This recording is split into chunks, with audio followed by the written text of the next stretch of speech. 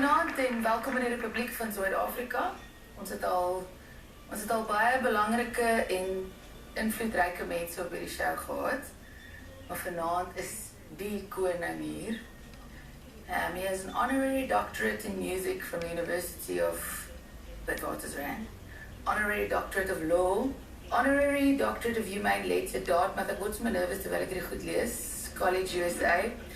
En as jy baie slim is, so skalk, dan swat jy, dan kan jy soos 'n DR voor jou naam, as jy weet slim en belangrik is. Maar as jy regtig baie belangrik is, soos Elton John, dan kry jy 'n OBE van die koningin van Engeland af.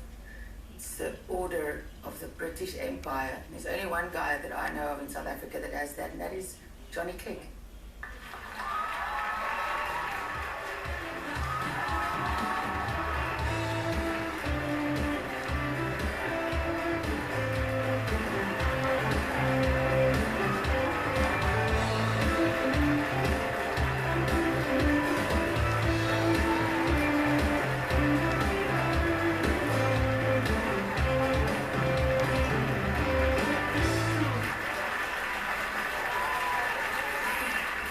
Johnny, thank you so much for flying. My pleasure. It means the world to me. You don't understand. And to me. When you said yes, we literally screamed. Literally screamed. Just thank you so much for coming. You have probably had the most prolific career of any South African musician. How does that feel when somebody says that to you? Do you feel like that's the truth? Because it is. It's very nice to hear songs you wrote 30 years ago still played on radio. That for me is a very strong validation. Yeah. I wrote about the South African experience. I was a very, very idealistic young writer, and I was trying to also find my own identity. And through Zulu street music, and then through entering into the Zulu culture around Johannesburg, all the migrant labourers learning stick fighting and war dancing. I found it was possible to construct for myself my own place, and so I wanted to write about it.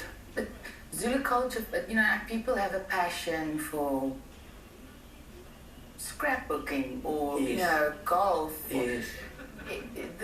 Your whole thing is you didn't have a passion for Zulu music. You felt and still feel that it is a calling almost, isn't it? Well, it shaped me. I was 14. It was 1967, and street music was all over. I was at a cafe in the evening, and there was a Zulu guitarist outside, and I just stood and I watched, and I was learning guitar. And my mom was a jazz singer and a cabaret singer. Yeah, I read that. I didn't know. Yeah. So did you have a lot of jazz in growing up? Yeah, that's why I don't like it. You don't like jazz? I don't like jazz. Really? I had all the jazz greats played day and night. My mom would wake up in the morning and put her big eyes on, her eyelashes, and there would be Ella Fitzgerald, or there would be something playing, and she would be singing along every morning. Yeah. So, and what grabbed me about this guitar was that it was tuned differently and it was played differently. Yeah. And something made me really look hard, and I thought, this is a unique guitar style. It's an indigenous guitar style from South Africa. This is the only guitar style in the world that's from South Africa. And I want to learn it. So that was the magical moment for me. I was 14, and the music said you can be this, you can do this. But the people said no. You were arrested many times as a teenager. But the key thing is that the migrant workers, the Zulus, were very, very generous, and they were very protective. I was first arrested in the Wema Hostel in the bottom of Russick Street in Joburg, and I was too young to take to the charge office, so they drove me to my mom. And she opened the door, and there were two constables there. Hello. And my mom was married to my stepfather, Dan Pino. So they said, hello, Mevrouw Pino, and they started speaking Afrikaans. She says, sorry, I don't speak Afrikaans. And I said, okay, we caught your son inside the hostel. First of all, it's illegal. And second of all, every weekend there's tribal fighting and wars and illegal goods being sold there. You know, it's in the middle, and there's like thousands of these guys, and he's in there. And it's very dangerous. Yeah. So I had to convince my mom, and I said, you know, Mom... What did she say? She said, you She can't must have go been back. freaked out. No, she was freaked out. And I said, Mom, you want to be Ella Fitzgerald? I want to be a Zulu guitarist.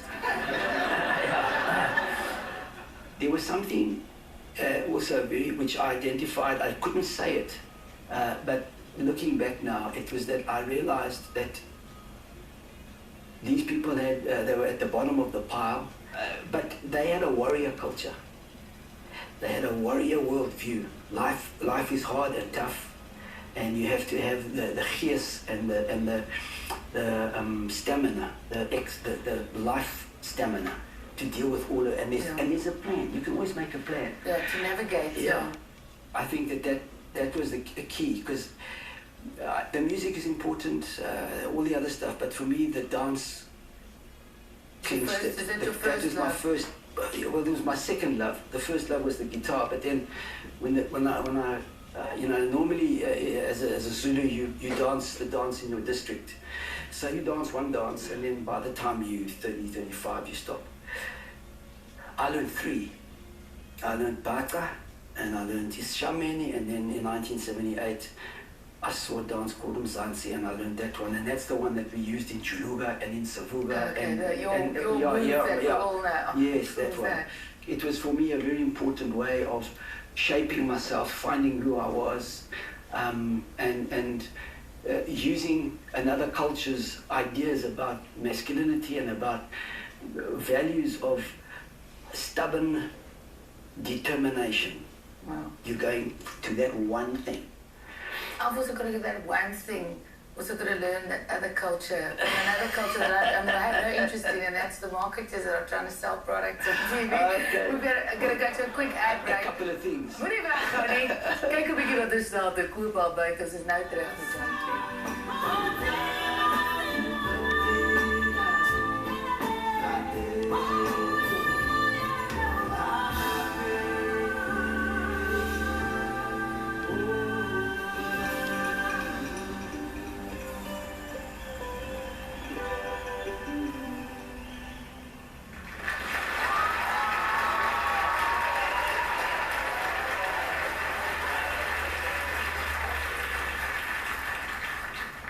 That must have been one of those moments. Oh, that was a pinnacle.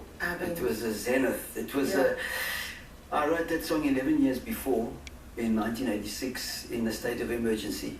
I was trying to work out, I want to sing about this, but I need to hang it on to something that would be a finite thing, but wasn't political propaganda. There was a lot of songs and slogans and and you tried stuff. to avoid that. I always tried to avoid. I wanted to make a statement as an artist.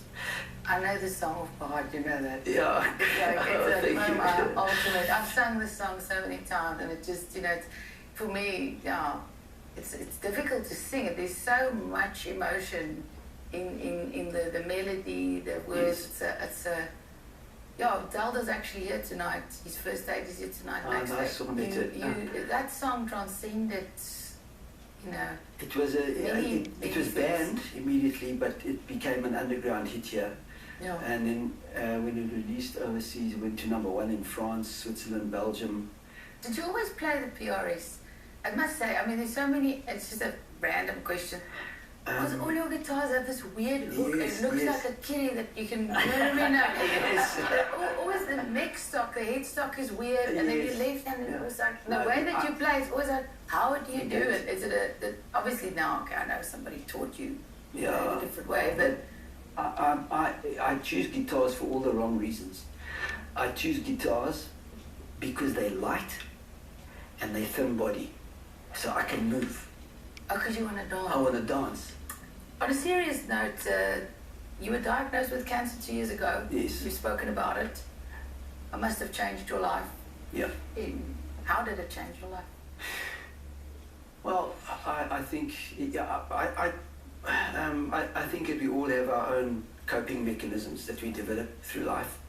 I took it, bit by bit as it came. So I wasn't. I read up on it, but when I was diagnosed, it was a huge shock to me and to my family.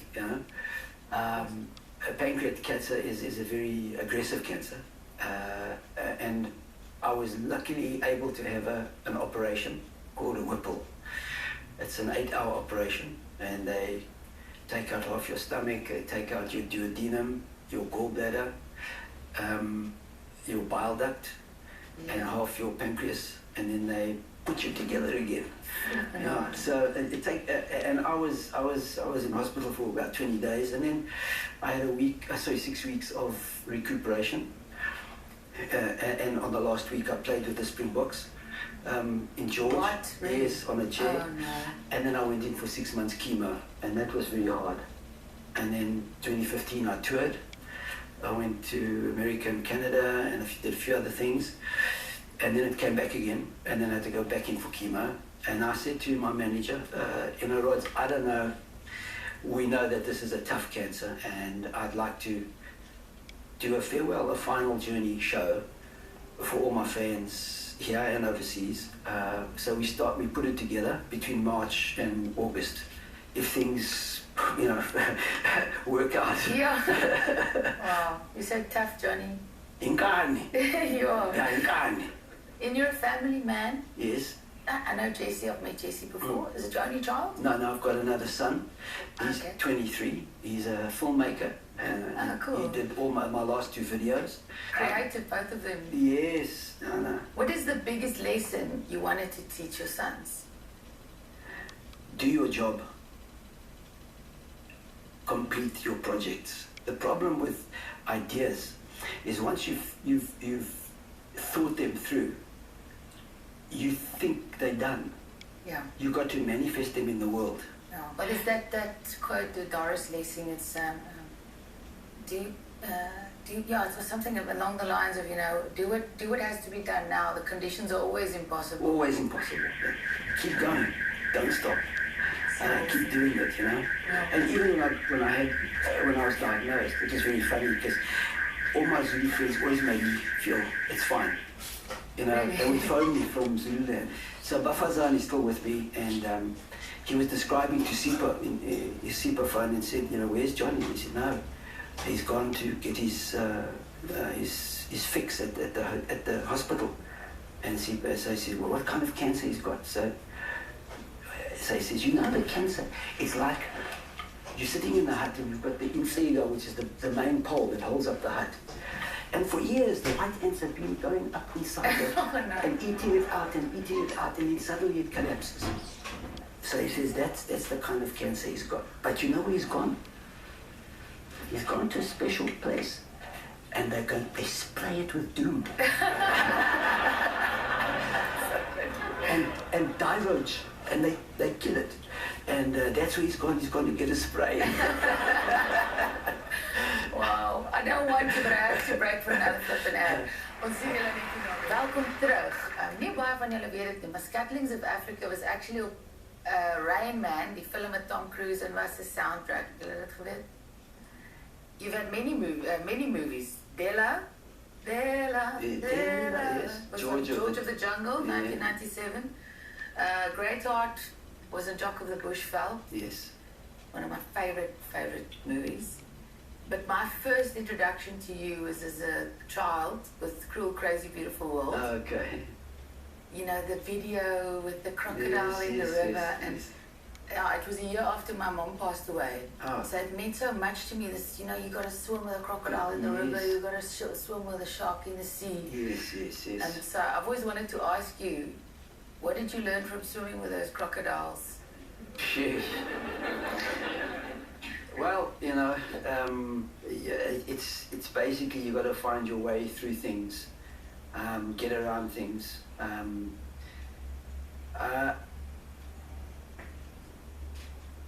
I think it's really important to say, when I started my journey, I didn't do it for political reasons. I was 15 actually, when I went into the hostels for the first time. I went in there because of the magic of the music and the dance. No. I loved the culture. It was a cultural romance that I had with the Zulu people. I was on my journey. I was on my fantastic adventure as a 15-year-old, going to places that my school friends didn't even know existed. So I found my way around the crocodiles, all the way. Yes. Sipho never had any formal education when I met him. I was 16, he was 17. No schooling whatsoever, but a great musician and a great sense of humor and a dancer. And I remember when it's funny because I've just met somebody from EMI Brigadiers, the son of Albie Fenter. And EMI Brigadiers was my first recording company with Johnny and Sipho. And our first single was in 1976, and we got a gold record. Was a Friday. Was a Friday. So, and his son is here, and I think he's your partner. Yes, yeah. Yes, and it's quite an irony because I sat there and I said, but I know your dad. It was the Afrikaans music industry actually at the time that enabled me and Sipho to record. And took a chance on me. And they took a chance on us because we were making crazy music. We were singing English and Zulu together. Yeah, so it's a weird connection. Ja.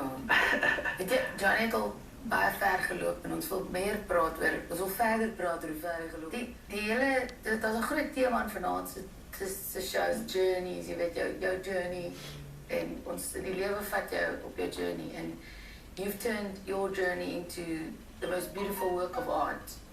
Your entire career is like one stunning song. So my final question to you is, what do you hope to leave behind after you complete the journey? Well, I think that we're here for a brief few years and then we move on. A lifetime is actually a blink. When I look back and see on my phone, I've got Jesse and Jaron, and Jesse's about 7 and Jaron is about 3. And it was like yesterday.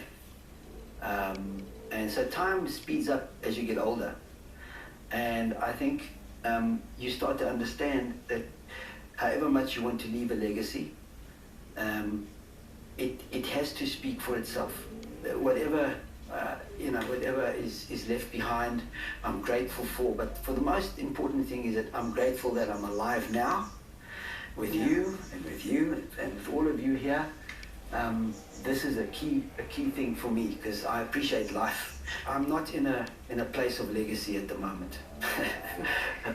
Maybe not in your own eyes, but no. For us, a great honor to sit here with you. I promise you, we'll be old one day and we'll be telling everybody around us that we hung out with you. Thank you. Johnny, thank you so much for coming. Yeah, as an artist, I can't thank you enough. Thank you, man. No. Thanks a lot. You, yeah, you're the one. Thank you, my darling. Thank you. So, and I know that I know you're tough, and I know that you have your own struggles and stuff at the moment. So, even in the situation that you flippin' came and flew to bloody Cape Town, sit and have a glass of wine with me and these guys, means the world. And the strength that you've shown throughout your entire life.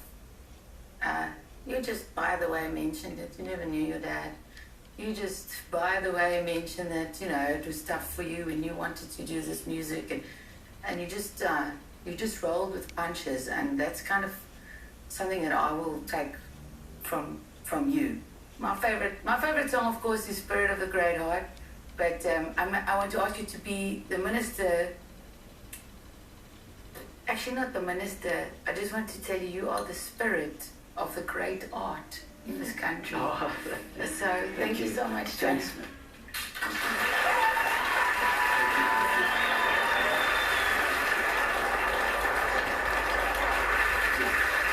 Goodbye. Dit is nou die einde van die die show. Ons sien julle volgende week weer. And I am going to compose myself now for this final journey on this show. And I'm going to sing a song with our hero, Johnny Clegg. Wow.